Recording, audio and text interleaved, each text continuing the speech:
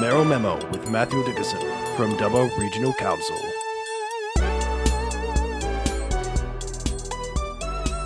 Now, I have to say, with that 12 minutes to 8 in the morning, Matthew Dickerson, first of all, good morning. Good morning. Thank you for talking to me this morning. Really appreciate it. Now, what the hell is a Wuthering Heights dance all about? I'm surprised you didn't come along and participate with us, Kerry.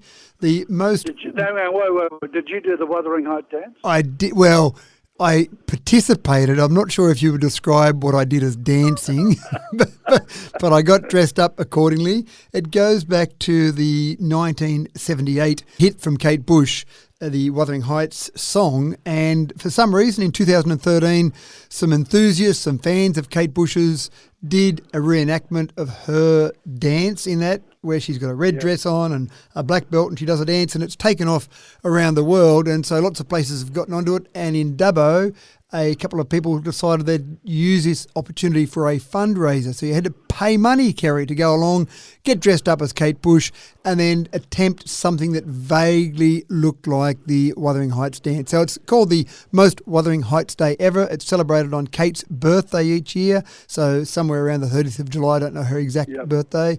And we had probably 50 people came along and all danced to varying levels of success. I must admit I was a little bit disappointed with the male participation numbers. They were mainly females. Mind you, putting a red dress on and putting a little red flower in your hair was probably not something that appealed to a lot of males, but there were a few of us there, not a lot, but there were a few of us there dressed and ready to go. So keep an eye out for it next year, Kerry. Is this on social media yet, by the way?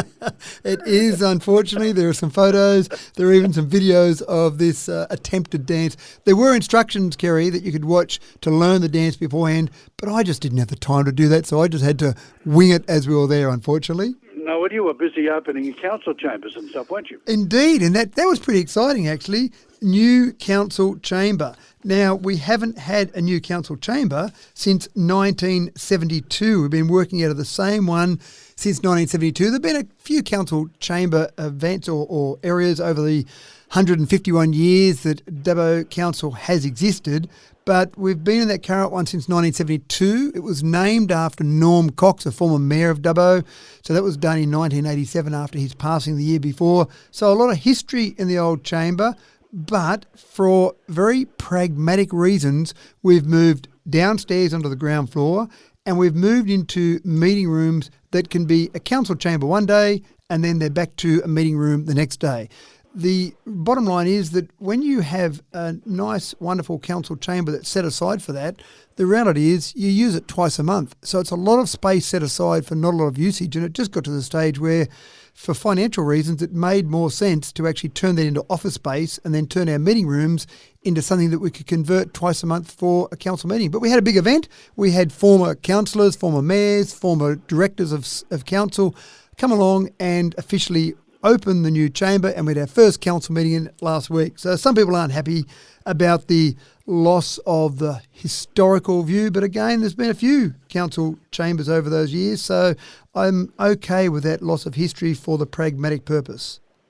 One of the things that when I'm talking to mayors around the district, as I do, basically I'm a sticky beak, I like to know what's going on, but one of the things that is right across the board is the fact that one of their great things that they do is citizenship ceremonies each and every year when they do them. But you've had a good one. What, this last week? Last week, indeed. It was my first ever one in Wellington. So when I was mayor previously, Wellington wasn't part of our LGA, so I never got to do them in Wellington. And now in this term, this is my first one where we've had a citizenship in Wellington. But what it also means, Kerry, we've actually had 2 citizenships this month. We had one in Dubbo earlier in the month, 38 new citizens. Then we had one in Wellington last week, 6 new citizens. It's actually becoming one of the things now where we're actually doing them more often. We used to do them quarterly, but they were getting too big quarterly, so we've now cut it back to every 2 months. This is in Dubbo, so about every 2 months we're doing about another 35 to 40 people every 2 months. And again, Wellington, 6 there in Wellington. That was my first one there, but I'm sure we'll do a few more of those as they go forward. But you're right. The mayors you speak to are spot on. It's a really exciting thing to do. It's actually something where you feel like it's not only welcoming them to this nation, but out of all the nation, they've chosen our area to come to. So I get pretty excited about it. And there's definitely a good feeling in the room. Family and friends have come along to welcome the people to this country. So it's great. And I always like to hear the backstories as well. Yeah, some of those stories are fascinating, how they got here. And, some of them are refugees. Some of them have chosen to come here. It's a fabulous thing to do. Some of them say that they want to listen to 2BS, so they've got to move to this area to be able to listen to 2BS. Well, you said sticky beak. I like to know what's going on. So what have you done with the red dress? Can I ask that? Well, I actually found the red dress in the kids' dress-up box. My wife said she didn't actually have a red dress for me to wear, and I probably wouldn't have fitted into it anyway. But we found something that it was a red costume. Dress might be being a bit generous to it, Kerry. But we went through the kids' dress-up box and found something that vaguely looked like it. Found some ribbons to put in my hair, or a little flower in my hair, and away we went.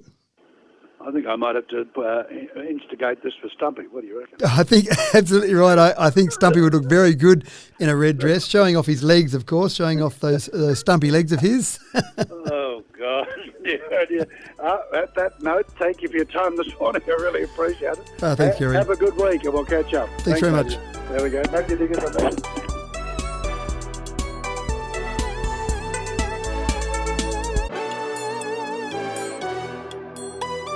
Mayoral Memo with Matthew Dickinson from Dubbo Regional Council.